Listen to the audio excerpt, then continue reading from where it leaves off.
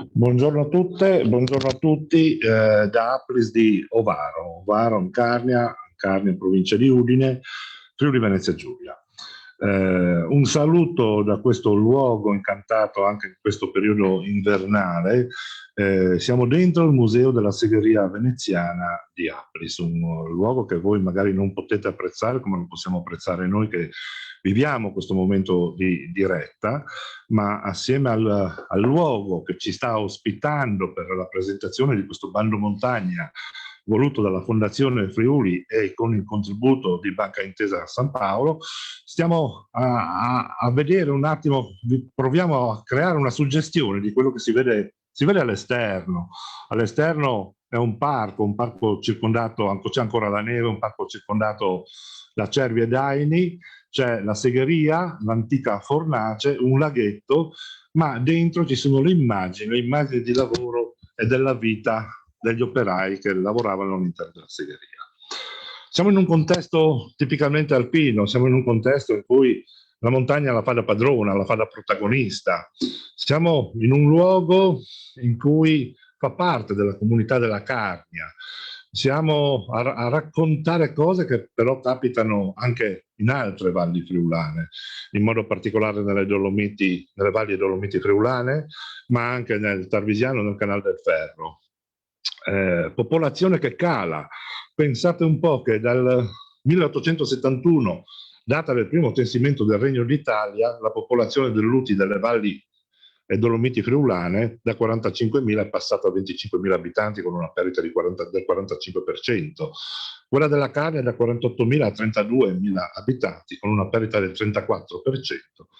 Quella del Tarvisiano forse ha subito la sorte peggiore per una serie di circostanze dovute anche alla sua posizione, da 24.000 è crollata a 11.000 abitanti con una perdita del 46%.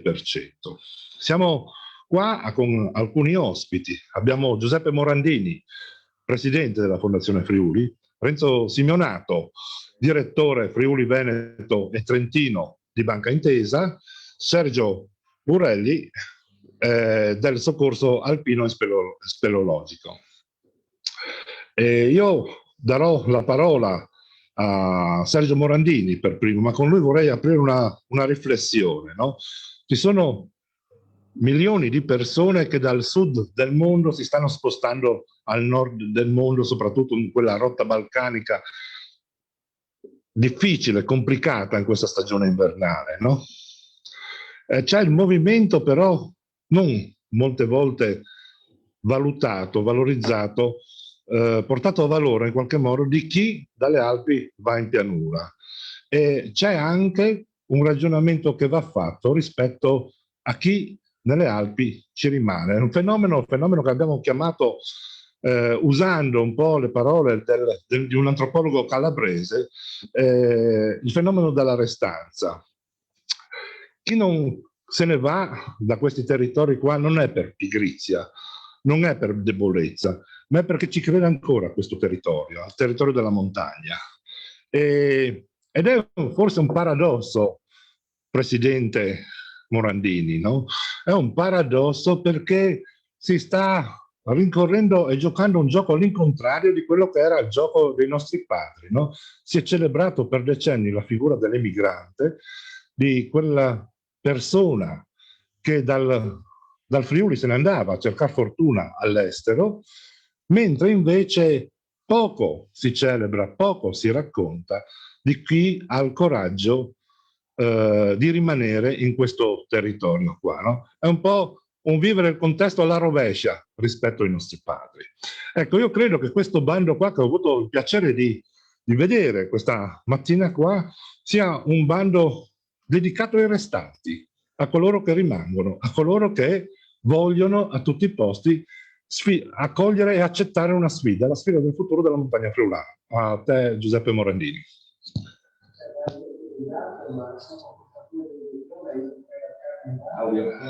Microfono.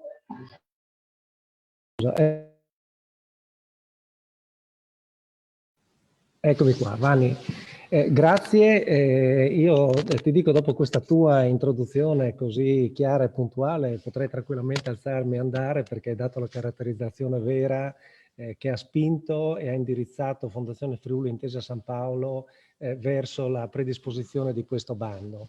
E ti ringrazio anche per questa ambientazione, per l'accoglienza che ci hanno riservato e che ci avete riservato qui ad Applis, perché credo sia uno dei posti migliori dal quale lanciare il nostro desiderio, la nostra volontà di essere vicini a queste zone montane, e proviamo a farlo quest'anno con quello che abbiamo definito, tu lo sai, un piccolo grande bando. Piccolo perché, se è vero che la dotazione di questo bando è contenuta per quest'anno, è altrettanto vero che è caratterizzato da un grandissimo desiderio di andare verso una via sperimentale, di riuscire ad andare a intercettare dei progetti assolutamente innovativi, perché proprio quei progetti innovativi lì possono coniugare quello che è la necessità di lavoro e la generazione di nuove occasioni di lavoro e quel fenomeno della restanza sul quale noi vogliamo lavorare. Io credo che questa sia una base corretta di partenza per un bando che parte sì nel 2021, ma che si dà anche obiettivi di prosecuzione negli anni a venire, perché la nascita vera di questo bando qui è basata proprio sulla voglia che ci ha manifestato più volte Intesa San Paolo di occuparsi con uno strumento dedicato della montagna, una voglia condivisa che anche in fondazione in questi anni è nata e si è rafforzata, perché volevamo proprio avere questo strumento da dedicare a quella parte geografica, quella zona geografica delle province di Udine e di Pordenone. L'elenco dei comuni interessati dal bando lo troverete nel testo che verrà pubblicato sul sito della Fondazione appena finita questa presentazione. Quella porzione geografica occupa una grande parte della superficie della nostra regione, ed è una zona che ha un valore patrimoniale incredibile, ed è una zona che, come sentiremo dopo dalle parole di Sergio Buricelli, che ringrazio per la disponibilità ed essere qui oggi, è una zona che va rispettata, che va valorizzata, ma soprattutto è una zona che va vissuta per poter negli anni sviluppare tutte le proprie potenzialità.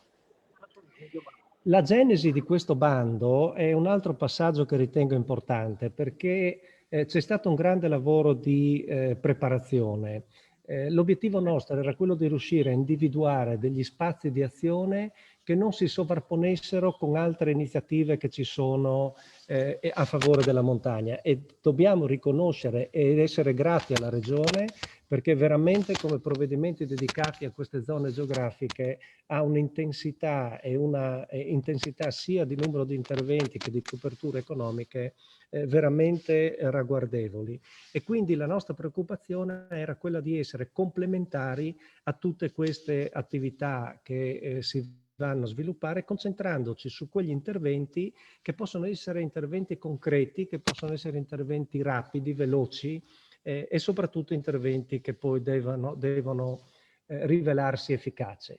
A questo proposito ringrazio di cuore l'assessore Zanier e il dottor Toneguzzi per i confronti che abbiamo avuto in Regione, per la disponibilità che ci hanno dimostrato e anche per la voglia di trovare le sinergie che possano moltiplicare gli effetti di quello che si sta facendo. E credo che questa sinergia sia uno degli investimenti più importanti che possiamo fare in questo tipo di strumento, perché negli anni a venire potrà dispiegare tutta la propria efficacia. Ringrazio anche associazioni e categorie che ci hanno dato una mano insostituibile per riuscire a definire quelli che sono i pilastri d'azione di questo bando, le aree nelle quali noi vogliamo provare a intervenire assieme ad Intesa San Paolo. E siamo riusciti, vista anche i mezzi contenuti a disposizione, a concentrarli su 3 grandi pilastri, ma tutti pilastri molto avanti. È un rischio che sappiamo di correre, però ci sembrava bello poter dare un segnale che se c'è la volontà di fare qualcosa che guardi con grande concretezza al futuro, la fondazione e la banca ci sono. E infatti il primo pilastro è proprio quello della digitalizzazione dei negozi di prossimità e anche dell'incremento dei servizi offerti. Su questo tema in particolare sono grato a Vanni Treo, a tutta la struttura dei Cramars, perché ci sono stati molto vicino sia nel costruire quello che è il contesto nel quale poi andremo a operare, che nel costruire i contatti diretti, perché poi qualsiasi iniziativa si faccia è chiaro che funziona meglio e funziona bene se c'è un rapporto personale con chi deve realizzare i progetti. Il secondo grande pilastro è quello dei servizi alla persona. Sono servizi alla persona che cercano di dare un valore aggiunto a quella che deve essere la domiciliarità. Credo che la domiciliarità sia un passaggio fondamentale se vogliamo trovare delle misure di contrasto allo spopolamento. E ci sono parecchie associazioni, abbiamo fatto un'esperienza assolutamente positiva, ad esempio con Anteas, che sono in grado di fornire nelle varie vallate questo tipo di progetti. La spinta che vorremmo dare è magari alla creazione di partnership fra più associazioni che sostengono questo tipo di servizio affinché si possano coprire aree geografiche più ampie. Terzo e ultimo pilastro, questo ci teniamo in modo particolare, ed è il sostegno alla zootecnia locale montana. Per noi sono attività che ci stanno particolarmente a cuore, non solo perché rappresentano la storia di quella che era l'attività economica di queste zone, rappresentano posti di lavoro, ma soprattutto hanno un impatto straordinariamente positivo su quello che è il mantenimento e la manutenzione dell'ambiente, perché è evidente che nel momento in cui si presidiano le zone in cui sono distribuite queste stalle, di conseguenza tutta l'area circostante viene curata e mantenuta. Qui abbiamo avuto un grandissimo supporto dell'Associazione Allevatori Friuli Venezia Giulia e sono certo che avremo delle graditissime sorprese in termini di innovazione della progettualità. Ma in fondo, ed è l'ultima cosa che voglio dire, la struttura di questo bando è volta anche a cogliere un po', lasciatemelo dire, quello slancio agricolo che Intesa San Paolo ha dimostrato di avere in questi giorni. Voi sapete che è appena stata costruita una nuova, da parte di Banca Intesa, un nuovo segmento dedicato proprio all'agricoltura. Il nome è Agribusiness, che è un nome, deve essere per forza internazionale vista la dimensione degli attori. Io credo che fra poco, non lo so, a occhio potremo anche conoscere chi è il nuovo direttore nazionale centrale di questa struttura, ma sono convinto che è un'iniziativa che possa avere un impatto fondamentale per le attività della nostra regione. La dotazione di questo bando è per quest'anno di 200.000 euro. Chi può fare richiesta sono tutti gli enti pubblici, le associazioni, tutto il terzo settore, le cooperative di promozione sociale e anche il volontariato. La data di chiusura è il 31/3, quindi le domande vanno inviate esclusivamente online dal sito della Fondazione entro il 31 marzo e con la data di chiusura chiuderei anche questa mia breve presentazione ringraziando ancora tutti. Ecco, siamo dalla regia, mi comunicano che siamo oltre un centinaio fra Zoom e Facebook presenti. E ringrazio Giuseppe Morandini per questa presentazione del bando, però vi invito veramente a farci delle domande. Potete chiederci usando la chat di Zoom perché è collegato in Zoom, ma anche usando gli strumenti di dialogo di Facebook, della pagina Facebook di Cramars che sta trasmettendo in diretta questo evento di presentazione. Passiamo la parola un momento a chi contribuisce a creare il bando, a chi in qualche modo finanzia il bando, no? Banca Intesa l'abbiamo già nominata precedentemente. Però per un momento cambiamo la scenografia, perché mi piacerebbe fare una riflessione assieme a Renzo Simeonato, che è il direttore Friuli Veneto e Trentino Alto Adige di Banca Intesa. Una riflessione che porta un po' di numeri, dà un contributo di numeri e fa un paragone rispetto a territori diversi, rispetto anche a modi di approcciare al contesto internazionale di competitività territoriale, ovvero di capacità di attrarre denari all'interno di un territorio. Abbiamo preso in considerazione due province, la provincia di Udine e la provincia di Trento. Udine perché è quella dove ci siamo e quella di Trento perché è quella dove tutti in un modo o nell'altro dicono lì funziona tutto, no? E poi virgola, ma lì hanno più soldi. Ma è proprio vero questo?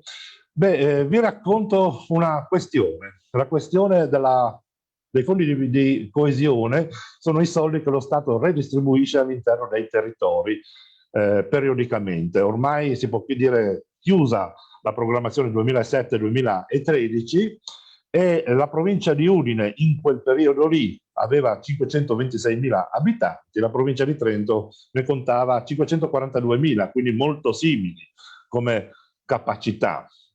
La provincia di Udine ha attirato in quel periodo lì 386 milioni, la provincia di Trento 368 milioni di euro.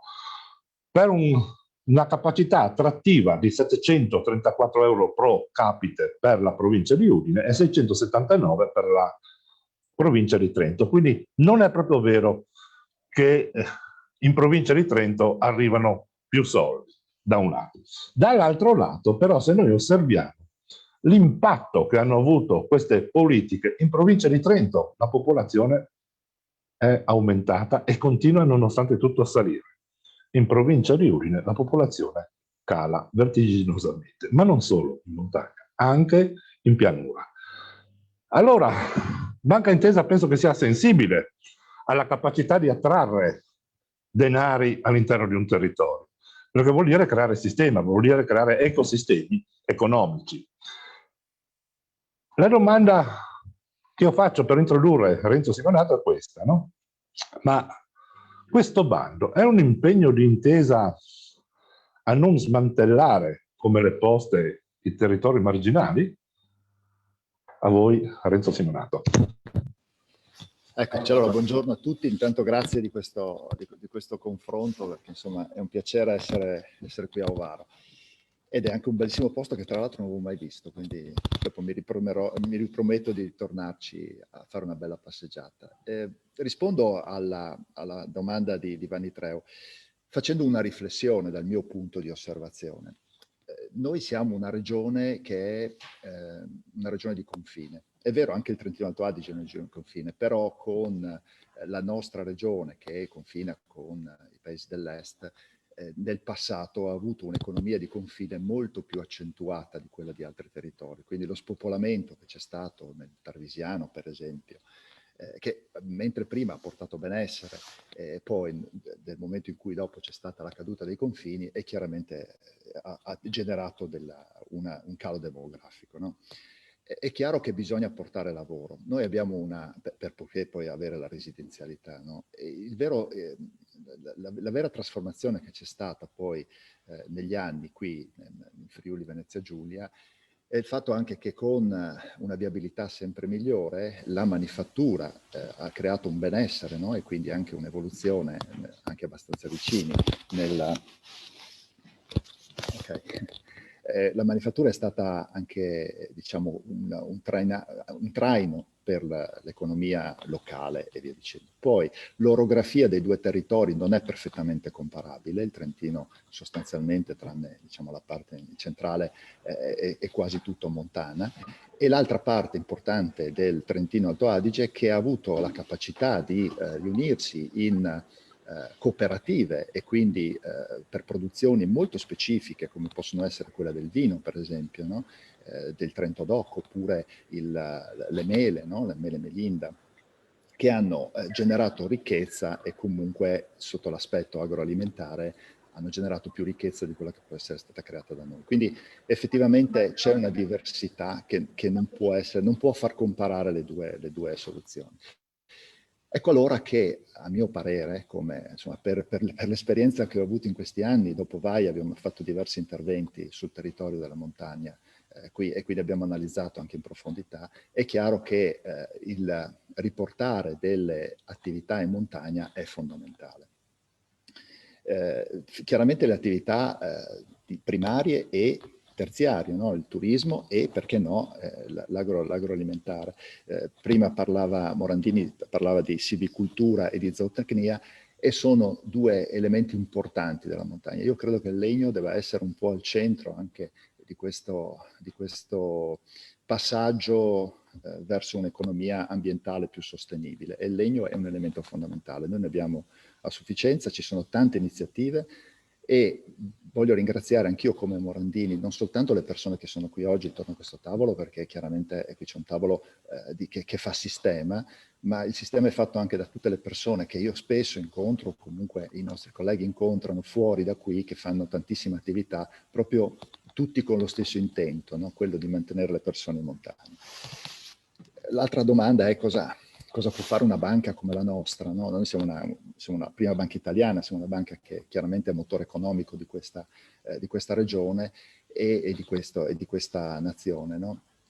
Noi, per dire, abbiamo erogato l'anno scorso in Friuli Venezia Giulia 1 miliardo di euro, scusate, 1 milione di euro, 1 miliardo di euro, sì, 1 miliardo e 1 milione di euro a famiglie e imprese a medio e lungo termine. È chiaro che nella parte montana ne abbiamo erogati molto meno, no? Perché chiaramente la preponderanza della popolazione è nella parte della pianura, però vogliamo dare attenzione anche a questo territorio, proprio per tutti i motivi che ci sono stati detti, no?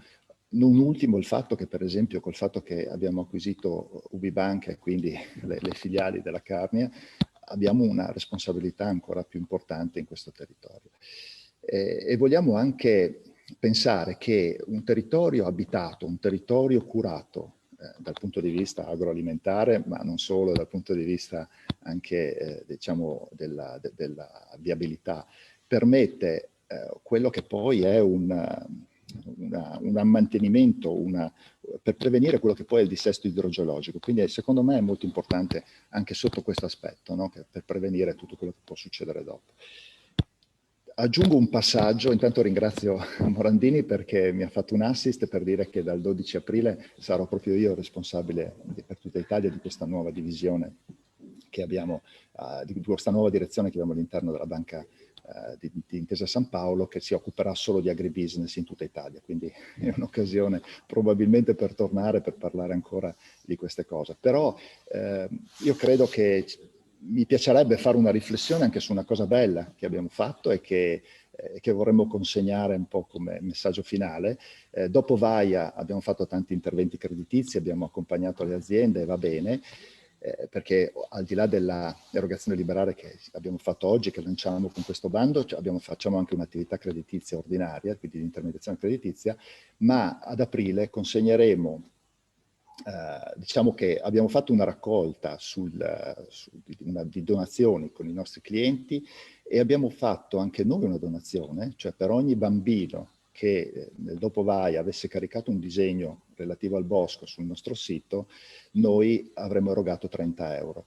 Ebbene, abbiamo raccolto tutti insieme, abbiamo raccolto 4.000 disegni, e quindi tutti insieme abbiamo raccolto 130.000 euro, che vengono divisi in nelle tre regioni che sono state impattate da VAIA, quindi uno al Lago di Carezza, un intervento al Lago di Carezza, un intervento a Enego nell'altopiano di Asiago, e un intervento qui a Forniavoltri che probabilmente, neve permettendo, ad aprile metteremo in esercizio per il ripopolamento poi del dopoVAIA. Quindi anche questo è un messaggio di, come dire, di speranza, anche della ricostruzione di quello che poi è stato un evento catastrofico. Detto questo, io ringrazio veramente Morandini perché ha lavorato tantissimo per questo bando, ci identifichiamo in quello che sta facendo, e grazie ancora, grazie a tutti voi per tutto l'impegno che ci state mettendo.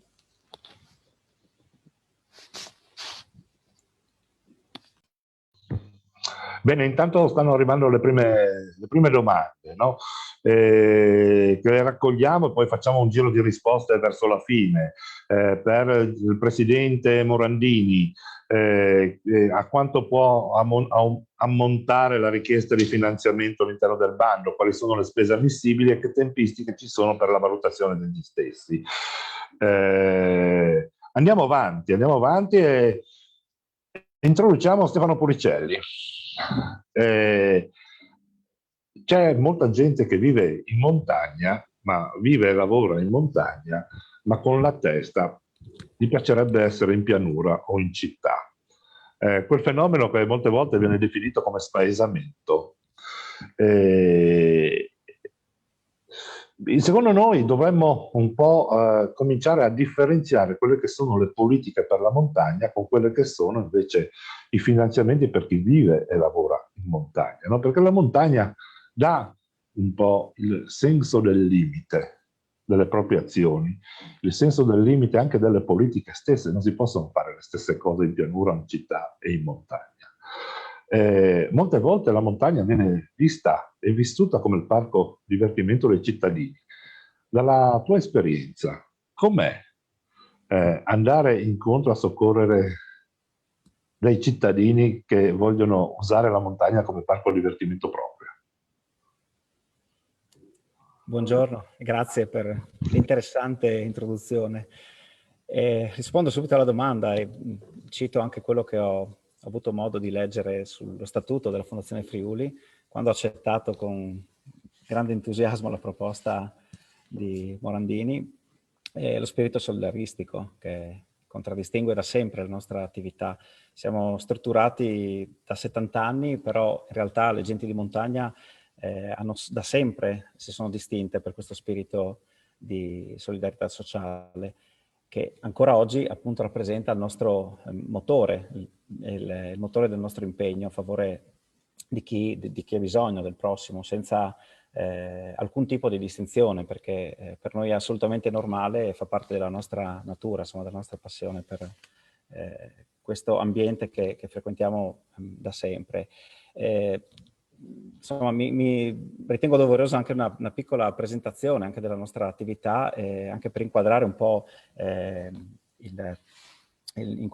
il motivo di questo piccolo contributo, per il quale esprimo veramente un sincero ringraziamento al dottor Morandini, questa piccola testimonianza che noi portiamo come soggetto che in montagna e anche in grotta, non dimentichiamo che siamo anche speleologi, noi portiamo. Quindi dicevo, siamo una realtà che opera, che è strutturata da 70 anni, composta da 380 tecnici che volontariamente prestano la loro opera e la loro competenza professionale per il soccorso. Perché dico competenza professionale? Perché al nostro interno c'è di tutto. Siamo una realtà che può contare operai, artigiani, imprenditori, operatori del comparto turistico, maestri di sci, guide alpine, rifugisti, sanitari, abbiamo medici, infermieri, dipendenti pubblici, insomma c'è di tutto, e tutte queste persone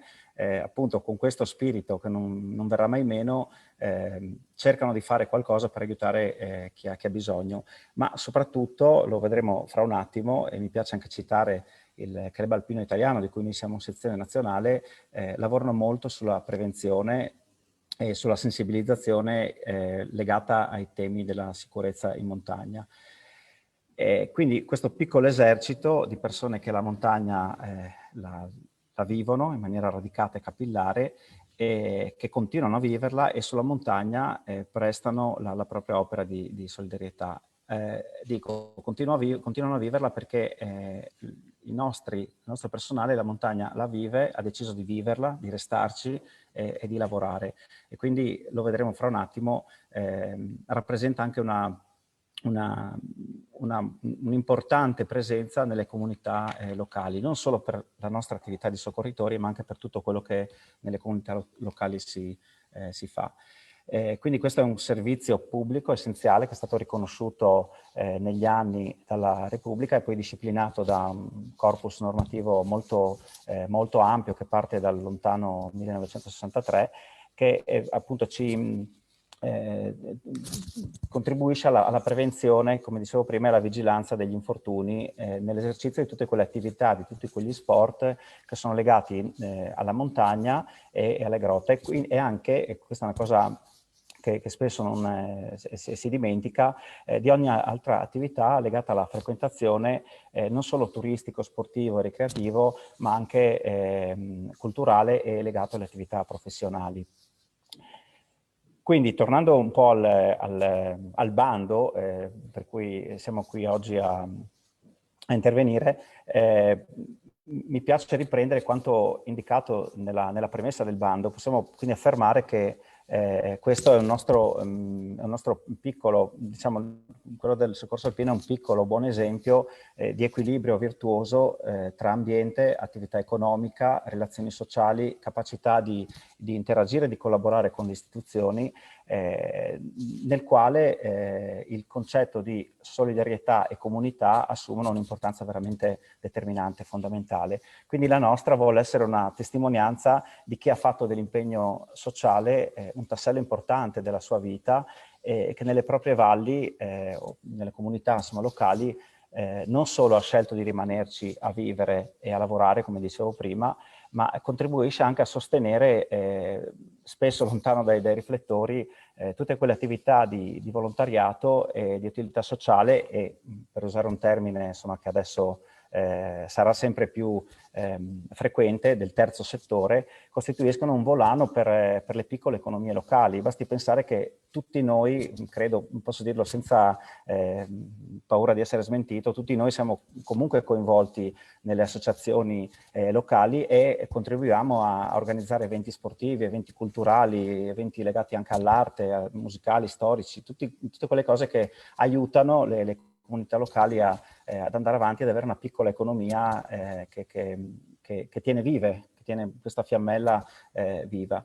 Per cui, insomma, questi sono anche i motivi per cui abbiamo cercato di trovare anche un punto di legame con la presentazione del bando, e fermo restando che ovviamente noi con la Fondazione Friuli e anche con Intesa San Paolo insomma, abbiamo già degli ottimi rapporti di collaborazione, però diciamo il fatto di accettare questo invito è anche perché abbiamo accolto con entusiasmo questa iniziativa che è una misura di sostegno importante che allarga sì gli orizzonti nell'ottica, come diceva prima Morandini, dell'evoluzione digitale, del sostegno e servizio alla persona e delle attività montane, ma che tiene conto anche dell'importanza fondamentale, che non dobbiamo mai dimenticare, delle relazioni e delle coesioni sociali che sono alla base del nostro operato. Quindi giungo al termine, noi cercheremo, ma penso che ci sarà modo anche di poter collaborare insieme alla sezione del CAI, cercheremo di tenere sempre vive quelle che sono le nostre finalità di istituto, che, come dicevo, sì, sono la parte visibile, quella più mediaticamente più impattante, sicuramente il soccorso alla persona, però non dobbiamo mai dimenticare che insieme al CAI una parte preponderante della nostra attività è quella della prevenzione, di tutte quelle attività di prevenzione degli incidenti che richiedono moltissimo lavoro di divulgazione, di sensibilizzazione sulle tematiche della sicurezza.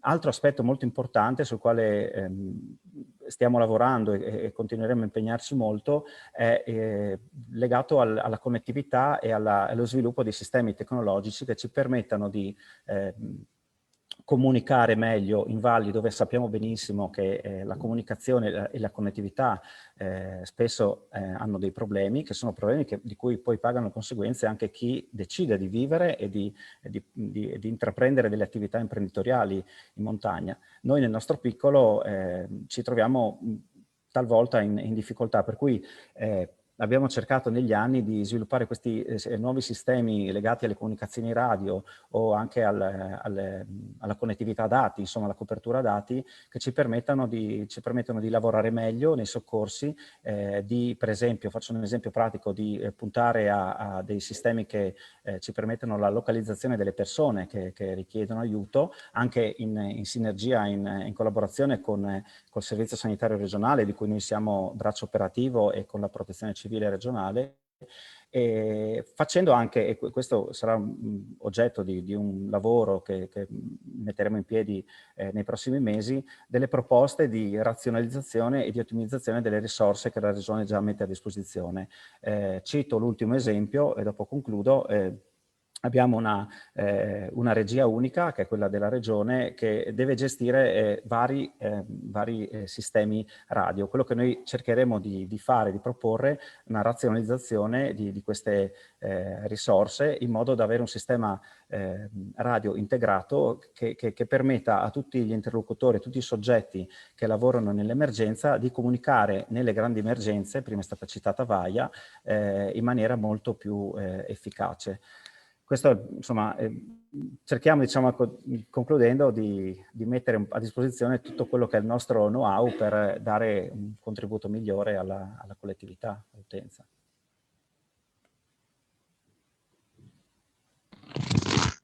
Ecco, di nuovo da Zoom una domanda per il Presidente Morandini, se si possono fare degli esempi sulla digitalizzazione dei negozi di prossimità.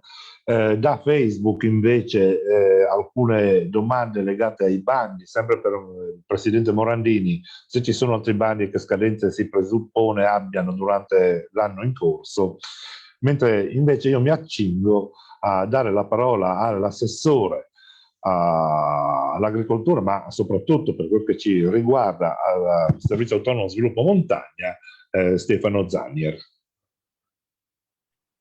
Sì, grazie Vanni, buongiorno a tutti, un saluto a tutte le persone che sono collegate, ma specialmente al tavolo dei relatori, con un ringraziamento particolare a Giuseppe per l'iniziativa che ci ha visto coinvolti praticamente dall'inizio in questa logica di interconnessione con le misure già esistenti, per la quale non possiamo che esprimere una grande soddisfazione. Una grande soddisfazione perché bisogna essere anche oggettivi ed onesti nel dire che non tutte le attività possono essere perseguite da ogni soggetto, e vi sono alcune attività dove, faccio un esempio molto banale, come amministrazione regionale sarebbe difficile arrivare con le formule di sostegno, e invece ben ci arrivano queste iniziative che hanno una natura diversa ma si integrano. Due esempi, scusate, molto semplici, legati alla scelta di voler integrare la digitalizzazione degli esercizi commerciali di prossimità, fa il paio con quanto già come amministrazione regionale abbiamo inteso normare a dicembre scorso, di una contribuzione maggiorata proprio a questi esercizi commerciali, nel momento in cui possano dare dei servizi diversi da quelli normalmente forniti nell'attività commerciale alla comunità, anche quelli legati alla connettività e all'utilizzo di point per la fruizione di tecnologie che magari non sono disponibili a tutti. Quindi questo è un esempio chiaro di questa sinergia che viene a crearsi. Mi sono anche permesso di suggerire a Giuseppe qualche spunto per ragionare pro futuro, e sono convinto che anche su questo otterremo dei risultati e arriveremo dove non c'è possibile arrivare con una formula diretta. Io volevo però fare due considerazioni riguardo agli interventi che mi hanno preceduto, e che ringrazio per la chiarezza e anche la levatura. Oltre che fare un augurio a Renzo per il nuovo incarico, che sicuramente ci vedrà con la necessità di confronti, perché proprio sul tema dell'agricoltura in generale sono direttamente chiamato in causa, ma il tema della finanza e della liquidità alle imprese è un tema che costantemente ci ha visto impegnati in confronti per trovare delle soluzioni che possano supportare le nostre imprese nel riuscire a mantenersi con degli standard di efficienza e di efficacia tali da poter rimanere su questo mercato sempre più complicato. Io però rispetto ai temi che sono stati evidenziati, due ragionamenti mi sento di farli sapendo che sostanzialmente trovano una condivisione. Tu stesso, Vanni, prima hai toccato il tema in una delle domande rispetto al fatto che le aree montane molte volte vengono viste come il parco giochi di qualcun altro. Allora, ok, va bene il parco giochi di chi si vuole, però io sono ancora più preoccupato quando, oltre che a diventare il parco giochi, si pensa di dettare le regole con cui si deve vivere e fare attività in quei determinati territori, partendo dai presupposti che la sensibilità che deve determinare quelle regole di chi lì non ci vive. Non è facile ragionare in questo modo, c'è il rischio concreto che si pensino e si attuino delle regolamentazioni che poi diventano un freno a qualcosa che magari in maniera assolutamente sostenibile veniva già sviluppata sul territorio. L'altra questione centrale è quella legata al perché determinate zone del territorio montano italiano hanno velocità diverse di sviluppo e quali sono modelli che hanno dato delle, diciamo così, delle possibilità. Sicuramente modelli aggregativi, questo è uno dei nostri grandi problemi. E abbiamo cercato anche di inserirci in questo campo e un altro passaggio ulteriore lo faremo con una nuova norma regionale che cercherà di creare delle condizioni per cui si sostengano ad esempio le cooperative di comunità che oggi non ci sono, per dare un sostegno a delle formule che non possono essere monoattività ma che vedono questi soggetti che necessariamente devono esplicare più funzioni e quindi hanno necessità di una copertura. Ma io quando parlo di aggregazione non guardo solo ai meccanismi cooperativi ma al fatto che difficilmente è possibile fare delle monoazioni o delle monoattività in un territorio come quello montano, per cui le imprese mediamente esplicano diverse fattispecie al loro interno e devono poter avere questo tipo di sostegno. Banalmente parlando, prima c'è stato toccato il tema della foresta legno che è un tema a mio modo di vedere centrale, su cui molte volte è prevalsa l'idea che la conservazione sia qualcosa che deve andare per suo conto ed essere primaria, dimenticandosi che la gestione è la prima forma di conservazione. Quindi la gestione del patrimonio forestale è quella che consente poi di trovarsi in condizioni diverse nel momento in cui anche il VAIA arriva. E gestione non significa soltanto assesti e silvicoltura con dei canoni assolutamente sostenibili, ma anche la possibilità di avere prime e seconde lavorazioni che riescano a sfruttare il valore aggiunto e collegati. Ho visto che ci sono molti operatori del settore che stanno ascoltando questi interventi, ma significa anche infrastrutturazione rispetto all'accessibilità a queste foreste. Allora dobbiamo anche trovare un punto di equilibrio per cui tutto possiamo pensare tranne che di utilizzare metodi magari ottocenteschi di esbosco quando oggi quelli diventano economicamente non sostenibili. Dobbiamo trovare un punto di equilibrio. L'altro punto di equilibrio è anche quello, e vado a concludere perché purtroppo oggi per noi è una giornata molto difficile, come avete sentito avremo necessità di confrontarci con i colleghi con le emergenze legate alla pandemia, per cui anche i miei tempi sono veramente contingentati perché dovrò spostarmi su Trieste proprio per una riunione urgente. Un altro tema è anche quello che se dovessimo valutare in un arco temporale di una decina d'anni quali sono stati i volumi finanziari di risorse destinati alle aree montane, scopriremmo che i volumi finanziari sono decisamente elevati. Qual è stata l'efficacia di questi volumi finanziari? Non serve che andiamo a valutarla perché ci basta uscire sul territorio per averne il resoconto. Io continuo su questa idea e dico attenzione che non è la quantità dei fondi ma è come vengono destinati che fanno la differenza. Se questi sono fondi che tentano di sostenere, mantenere vivo qualcosa, si perde l'orizzonte che il fondo dovrebbe creare quelle condizioni per cui si possano realizzare delle attività che poi in autonomia si sostengono. Se diventano solamente un intervento diciamo così, palliativo, fanno la fine di ridursi a delle cure palliative che normalmente sono fatte per i malati terminali. E non è questa la realtà. Perché l'esempio più lampante del fatto che c'è vita, c'è voglia di fare impresa, c'è voglia di lavorare, di mantenere la residenza nelle aree montane è stato il bando dei giovani agricoltori, dove tutti ci dicevano non c'è nessuno che vuole fare più agricoltura in montagna, se debitamente sostenuti ha avuto un'adesione enorme. Quindi voglia di fare ce n'è, ragazzi e imprenditori ci sono, anche chi non è ragazzo ma ha voglia di fare attività in montagna lo si trova. Le iniziative dovrebbero essere volte a creare le condizioni affinché possano svilupparsi, magari dando delle regole per mantenerli all'interno di canoni di sviluppo che poi effettivamente siano sostenibili anche dal punto di vista economico. Gli interventi di pura assistenza francamente lasciano il tempo che trovano, dovrebbero essere limitati a quelle condizioni dove è indispensabile, perché magari la funzione sociale di quell'attività lì non può essere meramente valutata dal punto di vista della resa economica, ma ha altre finalità, e su questo nulla si discute. Quindi io concludo ringraziando Fondazione Friuli per la lungimiranza che ha usato oggi, ma quella che sono già certo che userà anche domani.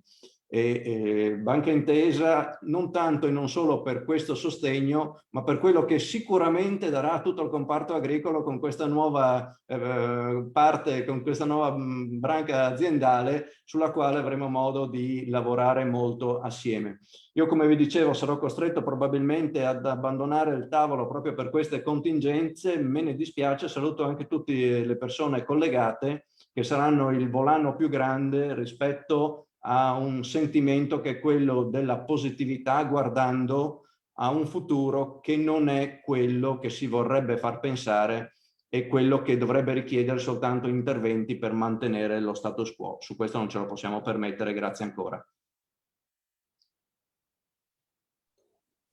Grazie Assessore, continuano le domande da Facebook, ma mi piace sottolineare come la prevalenza sia quella dei complimenti rivolti a Renzo Simonato, che arrivano sia su Zoom che su Facebook.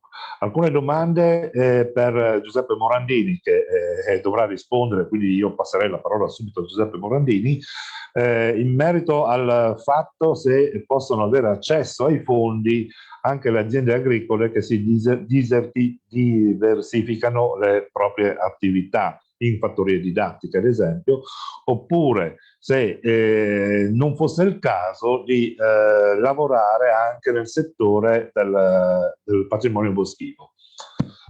La parola a Giuseppe Morandini. Ma grazie, do velocemente alcune risposte anche in termini di operatività. Allora, tutto questo bando, il testo, da adesso in poi lo trovate disponibile sul sito della Fondazione.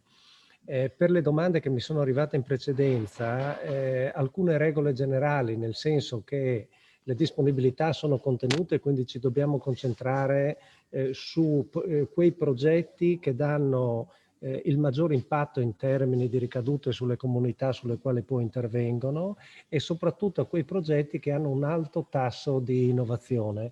Quindi non ci sono limiti per fisici, se non quelli del buon senso, di cercare di accontentare e di sostenere il maggior numero di progetti possibili.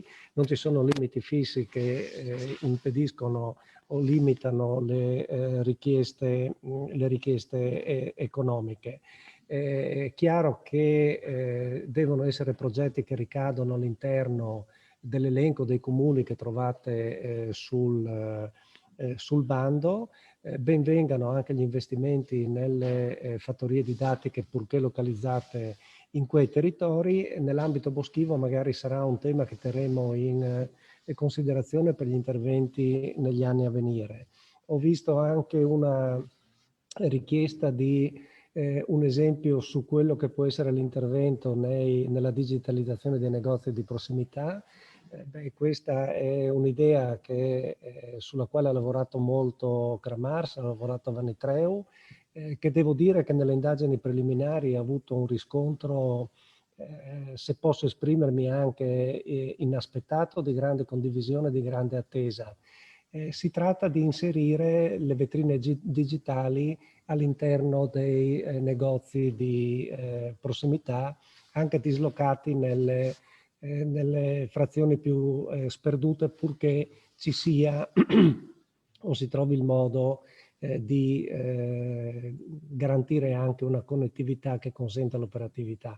Però più che spiegare il progetto in sé, ci tengo molto a rimandare alla esemplificazione di quanto si vuole fare con delle realizzazioni concrete in alcune frazioni importanti della Carnia, perché sono certo che con questo bando, e grazie anche al sostegno di Intesa San Paolo, qualcuno di questi interventi innovativi sui negozi di prossimità riusciremo a farli anche entro il lancio del prossimo bando.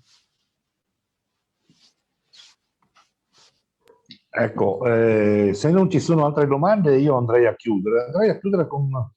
Con una considerazione, no? In questi giorni qua ne parlavamo con alcuni titolari di agenzie immobiliari, ma anche con alcuni ricercatori. La domanda era questa: qual è la differenza di valore di un immobile se chiude un esercizio commerciale in una località, se chiude l'ultimo esercizio commerciale? La risposta è stata meno 30, meno 35%. Grazie a tutti.